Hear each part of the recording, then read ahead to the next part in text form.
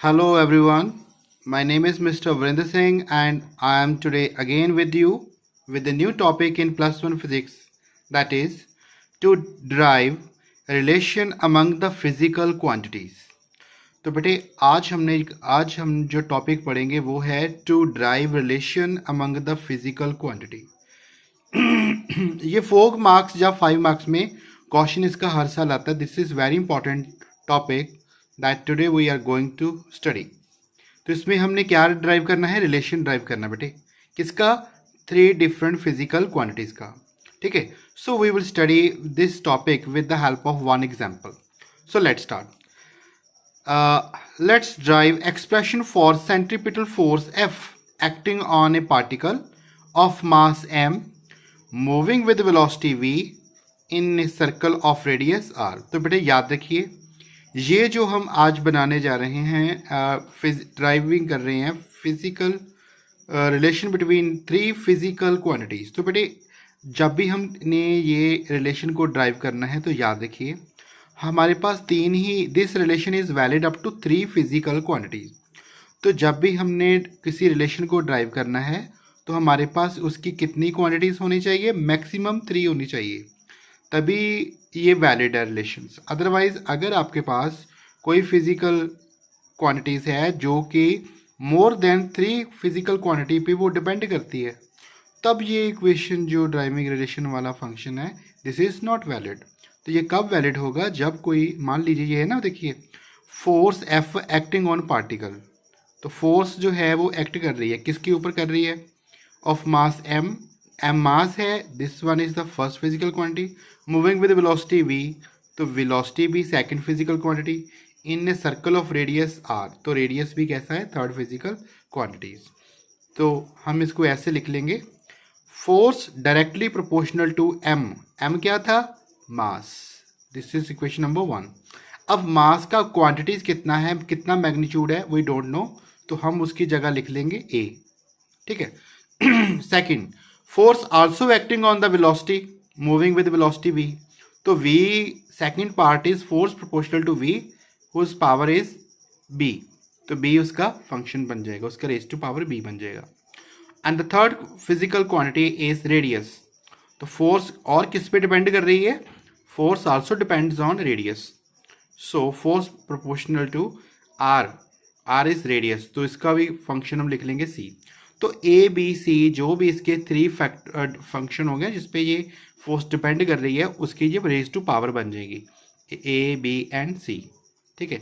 Now if we, इस question को पहले देखिए ध्यान से। इसमें बोला है हमने एक्सप्रेशन बनाना है, किसका बनाना है? सेंट्रीपिटल फोर्स का। और हमको पता है सेंट्रीपिटल फोर्स का एक्सप्रेशन क्या होता है? Force is equal to M V square upon R. ये रिलेशन किसका होता है? सेंट्रीपिटल फोर्स का। तो बेटे सेंट्रीपिटल फोर्स का हमारे पास ये रिलेशन होता है, तो इसको हमने बनाना है। लेकिन कैसे बनाएंगे? बाय यूजिंग डायमेंशंस फॉर्मूले को यूज़ करके। अब देखिए फोर्स किस पे डिपेंड कर रही है? 3 फिजिकल क्वांटिटी, एक मास था, एक वेलोसिटी और एक रेडियस। मास कितना है? उसकी पावर ए बन जाएगा, वेलोसिटी है बी और रेडियस थर्ड बन गया सी। अगर ये यहाँ पे 3 फैक्टर पे डिपेंड होना चाहिए या 2 पे डिपेंड होना चाहिए, मान लीजिए एक रेडियस आर दे दिया, एक और फिजिकल क्वांटिटी मान लो आपको दे दी, तो कितनी होगी? फिर 4 होगी, तब ये रिलेशन वैलिड नहीं होगा। This relation is valid up to 3 physical quantities. तो चलिए इसको करते हैं, पहले सॉल्व करते हैं। तो हमने इक्वेशन का नाम दे दिया, इक्वेशन नंबर 1 2 3। इक्वेशन को फिर क्या करेंगे? एडिंग ऑल दिस इक्वेशन, सबको ऐड कर लीजिए। ऐड करने के बाद आपके पास बन जाएगा F proportional to M raise to power A, V raise to power B and R raise to power C. And whenever proportionality sign eliminated, जब हम कांस्टेंट प्रोपोर्शनलिटी साइन को एलिमिनेट करती है, कोई ना कोई कांस्टेंट वैल्यू आती है। ठीक है, तो ये हमने प्रोपोर्शनलिटी साइन को एलिमिनेट कर दिया और के हमारा बन गया कांस्टेंट। ओके, दिस इक्वेशन को नाम दे दिया इक्वेशन नंबर 4। आगे क्या लिखेंगे? Now writing dimensions of various physical quantity in equation 1। तो ये इक्वेशन जो होगी ना, इक्वेशन 1 नहीं आएगा, यहाँ पे आएगा इक्वेशन नंबर 4। यस, तो इक्वेशन नंबर 4 के जो भी डायमेंशंस होंगे ना वो हमने यहाँ पे लिख देने हैं। तो इनके डिमेंशंस क्या होते हैं आपको पता है? फोर्स के डिमेंशंस क्या होते हैं? फोर्स के डिमेंशन होते हैं मास mLT-2। कांस्टेंट है, इसका कोई डिमेंशंस नहीं होता। तो m मास के यूनिट्स क्या होंगे? कैपिटल M मास है। तो वेलोसिटी के डिमेंशंस क्या होते हैं? लेंथ टाइम इनवर्स की रेज टू पावर b। आगे है रेडियस। रेडियस को हम किस में मेजर करते हैं? लेंथ में। तो ये बन जाएगा लेंथ का रेज टू पावर c। उसके बाद कहते हैं हम इनकी पावर्स को अलग अलग कर लेंगे बेटे।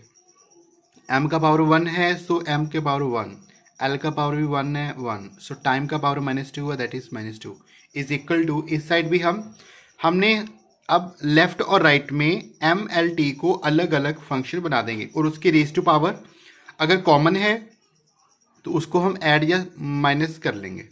अब देखिए यहाँ पे राइट हैंड साइड आप you will see mass simple 1 नहीं है, तो m है तो m का पावर a है, हो गया। अब लेंथ आ गया, लेंथ इधर भी है, लेंथ इसके पास भी है। लेंथ का पावर कितना है इसका बेटे? b, और इसका पावर कितना लेंथ का? c। तो लेंथ बेस हो जाएगा और इसकी पावर क्या हो जाएगी? Add up. So l is equal to b plus c बन जाएगा। लास्ट में बचेगा t। तो टाइम का फंक्शन क्या आएगा? -1 की को आप मल्टीप्लाई करो b से, बन गया ना -b। सो ये बन गया -b। अब हमने इनके जो कॉफिशेंट है ना a b c को, इसको हम कंपेयर करेंगे। Now comparing the coefficients, now comparing the coefficient of a b c। अब a जिसके जो कॉफिशेंट है ना a b c, इसको हम कंपेयर करेंगे। अब देखिए a का वैल्यू किसको कंपेयर करेंगे? मास का, मास के साथ करेंगे। सो a का वैल्यू किसके इक्वल टू है? 1 के। ये हमारा बन गया 1। तो हमने इस क्वेश्चंस में क्या करना है, ये जो कांस्टेंट कॉफिशेंट है ना बेटे ए बी सी, इनकी वैल्यू को हमने फाइंड आउट करने के बाद हमने इसको इक्वेशन नंबर 4 में डाल देना है और ये हमारा फिर लास्ट में इसका आंसर आ जाएगा। अब देखिए इक्वेशन नंबर 1 हमारे पास a का वैल्यू आ गया, इक्वेशन नंबर 1। सेकंड हमारे पास है b प्लस सी का वैल्यू, l का कॉफिशेंट है b प्लस सी और इधर इसकी रेज टू पावर कितनी है? 1। So b plus C is equal to 1। आगे देखिए t का पावर कितना बेटे? -b which is equal to -2। तो हम दोनों को कंपेयर करेंगे, माइनस माइनस कैंसिल हो गया और b का वैल्यू आ गया 2। अब ये b का वैल्यू 2 हम पुट करेंगे क्वेश्चन नंबर ऊपर, तो हमारे पास c का वैल्यू निकालेंगे, ये b पॉजिटिव होते जाके बन जाएगा माइनस और b की वैल्यू पुट कर देंगे ये वाली 2 पुट किया तो वैल्यू आ गया c इज इक्वल टू -1। ठीक है, तो so now you have a value of c is equal to -1। तो जो भी आपने ए बी सी का वैल्यू फाइंड करना है उसको ब्रैकेट में डाल दीजिए, बॉक्स में डाल दीजिए। तो ए बी सी वैल्यू को अब हम पुट करेंगे इक्वेशन नंबर 4 में। तो इक्वेशन नंबर 4 में अगर हम इसको पुट करेंगे तो हमारे पास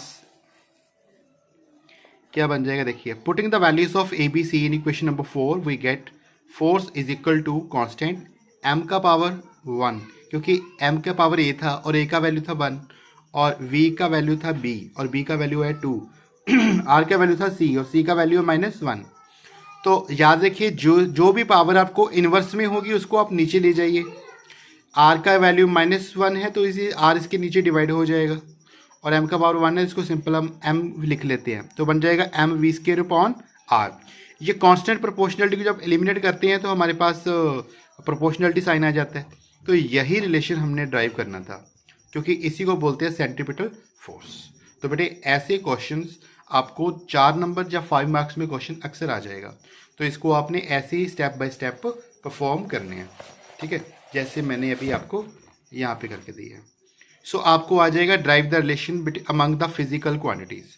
तो derive the relation among the physical quantity, तो उसमें क्या होगा? सबसे पहले आपको एक फिजिकल क्वांटिटी दी होगी जो अगले किसी और 3 फैक्टर पे डिपेंड करती होगी।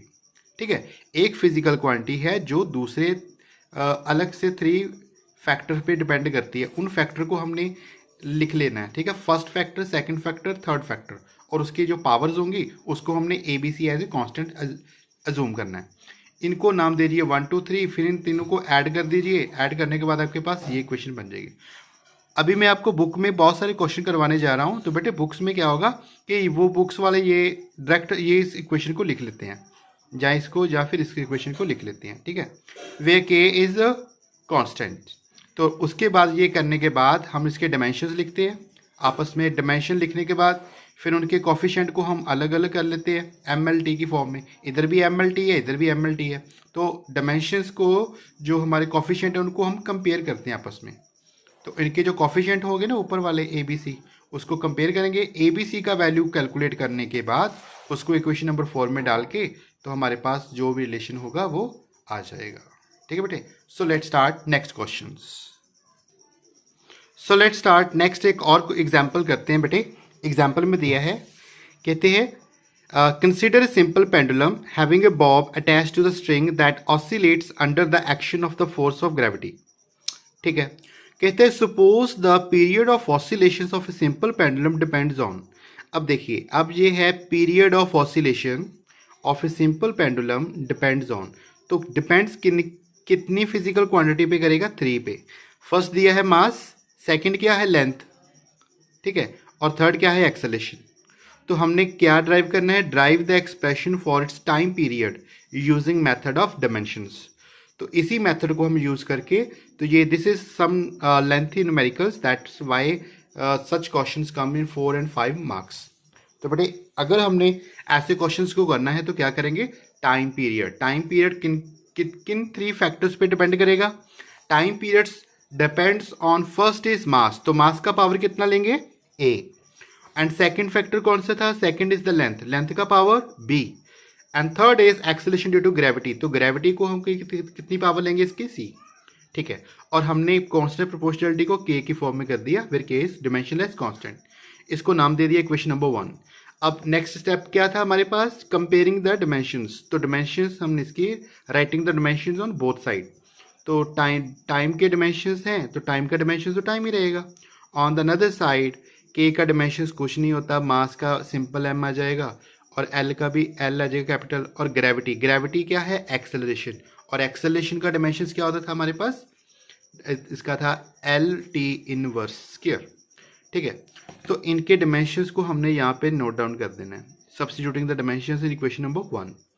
डिमेंशंस को सब्स्टिट्यूट करने के बाद बेटे आप क्या करेंगे? m का पावर a, l का b और एल टी का पावर -2 का पावर ब्रैकेट में c। तो हम देखेंगे फर्स्ट इक्वेशन में कंपेयरिंग करना है, comparing the coefficient of A B C. तो यहाँ पर भी उसके कोफिशिएंट होने चाहिए ना फिर मास के। तो हम क्या करते हैं? मास भी लिखेंगे, लेंथ भी लिखेंगे, टाइम भी लिखेंगे। बेशक मास का वैल्यू यहाँ पे कुछ नहीं है, लेकिन मास को हम लिख देंगे raise to power 0। 0 represents there is no mass. So m0 l0 t का power 1 which is equal to m का पावर a, l का पावर b। अब देखिए l का पावर इधर b है और इधर एल टी का -2 का पावर C। सो इसका मतलब L का पावर और क्या है? C। तो L बेस हो गया, पावर्स इसकी ऐड हो जाएंगे, तो L is equal to B plus C। और टाइम पीरियड कितना आएगा? -2 को C से मल्टीप्लाई कर दो, -2C। अब क्या करेंगे? इसके कंपोनेंट को हम equating the components of MLT on both sides. तो इसके जो कंपोनेंट्स हैं हम इसको इक्वेटिंग करेंगे, finding the values of ABC। तो यहाँ पे A का वैल्यू डिपेंड करती है 0, A का वैल्यू आ गया 0, शाबाश। अब आप करना A का एक, you have now find the value of A। Second, B plus C is equal to 0, B plus C is equal to 0। और थर्ड वैल्यू क्या है? -2C is equal to 1। इसका मतलब C का वैल्यू आ जाएगा, C का वैल्यू आपके पास आएगा -1/2।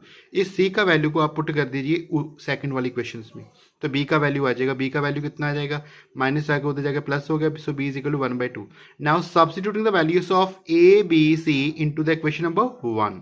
अगर आप फर्स्ट इक्वेशन में इसकी वैल्यू को सब्स्टिट्यूट करेंगे, now you will notice that आपके पास बन जाएगा t is equal to constant, m का पावर 0, l का पावर हाफ और ग्रेविटी का वैल्यू -1/2। मैंने बताया था जो भी पावर माइनस में ऊपर होगा ना तो उसको हमने नीचे की फॉर्म में ले लेना है।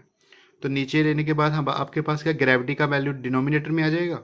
और आपको पता 1/2 को हम अंडर रूट लिख लेते हैं, तो m का वैल्यू ऑलरेडी 0 है, तो k का बन जाएगा √L/G। ठीक है। एंड फॉर एक्सपेरिमेंट्स हमको पता है कि एक्सपेरिमेंट में टाइम पीरियड का जो फॉर्मूला होता है वो होता है time period of pendulum is equal to 2π√L/G। तो यहाँ पे आप यहाँ तक भी कर लो तब भी आपका ठीक है। अगर आप k का इज इक्वल टू 2π/√L/G कर लो तो तब भी आपका क्वेश्चन ठीक है। तो ये बेटे ये था एक another examples of questions that drive the relation among the 3 physical quantities. ठीक है। एक और क्वेश्चन मैं आपको करवाता हूँ, वो भी हम एक और करेंगे। तो इस ये क्वेश्चन करवाने के बाद मैं अगले कुछ और क्वेश्चन आपको आपकी प्रैक्टिस के लिए कुछ PDF की फॉर्म में आपको सेंड कर दूंगा।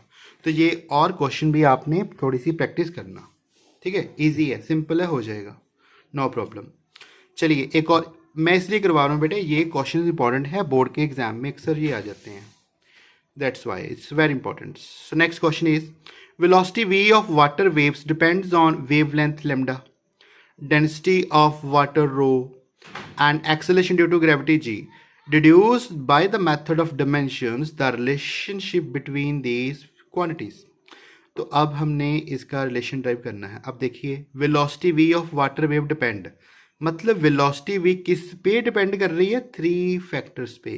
पहला factor wavelength, second density, third acceleration due to gravity. शाबाश. तो हम लिख लेंगे v is equal to constant किया जाता है प्रोपोर्शनलिटी साइन का, लैम्डा का पावर a, रो का वैल्यू b और g का वैल्यू c. फिर क्या करते हैं, वही हम इसके डायमेंशंस लिखते हैं लेफ्ट और राइट हैंड साइड. ठीक है, वेलोसिटी के डायमेंशंस क्या होते हैं? Length time inverse. और ये डायमेंशंस, वेवलेंथ का डायमेंशंस क्या थे? इसके थे l. और ये था हमारे पास rho. What is the rho? Rho is क्या होता है? डेंसिटी. डेंसिटी होता है मास ओवर वॉल्यूम. तो ये बन जाएगा मास ओवर वॉल्यूम के लिए मास ओवर वॉल्यूम, तो एल क्यूब ऊपर जाके एल का इन्वर्स क्यूब बन गया. ग्रेविटी का भी पता है बेटे. तो सब वैल्यूज को हमने left and right hand side पे लिख देना है. यहाँ पे मास नहीं है लेकिन फिर भी हम एम एल टी दोनों साइड पे लिखेंगे और फिर उनके कोफिशिएंट को आपस में कंपेयर करेंगे. m का वैल्यू 0, l का पावर 1, t का वैल्यू -1. इधर चेक करेंगे मास का वैल्यू आएगा b, क्योंकि ये सारा होल ब्रैकेट की पावर है b. सो m का पावर आएगा b, पहले हो गया. सेकंड l का पावर a है, इधर l का पावर -3b, इधर l का पावर c. सो l का बेस बन जाएगा, उसकी पावर को हम ऐड कर लेंगे a -3b प्लस c, और टाइम का वैल्यू हमारे पास एक सिंगल ही है, दैट इज -2c. अब हम इसकी ए बी सी को आपस में कंपेयर करेंगे. अगर हमने इसकी वैल्यू को कंपेयर करते हैं तो बेटे हमारे पास आएगा equating the powers of M L T on both side. तो b का वैल्यू कितना था? b का वैल्यू बन जाएगा 0, और a -3b प्लस c का वैल्यू है 1, और -2c is equal to -1. c का वैल्यू आ जाएगा, b का आ जाएगा, और b c का वैल्यू हम इस इक्वेशन में पुट करके a का वैल्यू फाइंड कर सकते हैं. b 0, c 0 और a का वैल्यू, बी सी की वैल्यू इस इक्वेशन में पुट करके ए का वैल्यू आ गया. अब ए बी सी का वैल्यू को हमने इस इक्वेशन में पुट कर देना है. रो आपका 0 बन गया, ये भी अंडर रूट है, ये भी अंडर रूट बन जाएगा. So which is equal to this relation. ठीक है, तो ये वाला क्वेश्चन भी आपका हो गया. तो ऐसे ही बहुत सारे क्वेश्चन है बेटे. ठीक है, वो आपने कर देने हैं. एक आपको क्वेश्चन और करवा देते हैं. एक और ऐसे क्वेश्चन है, assuming that mass m of the large stone that can be moved by flowing river depends on v velocity.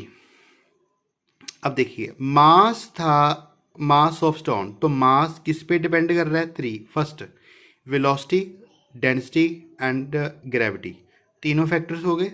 Show that mass m varies with the 6th power of velocity of the flow. तो आपने show करना है कि मास कैसे very कर रहा है? 6th power of velocity of the flow. तो फिर से capital M depends on constant K आ गया, वेलोसिटी, डेंसिटी और ग्रेविटी इसका पावर ABC. इनके डायमेंशंस को हम लेफ्ट और राइट साइड लिख लेंगे.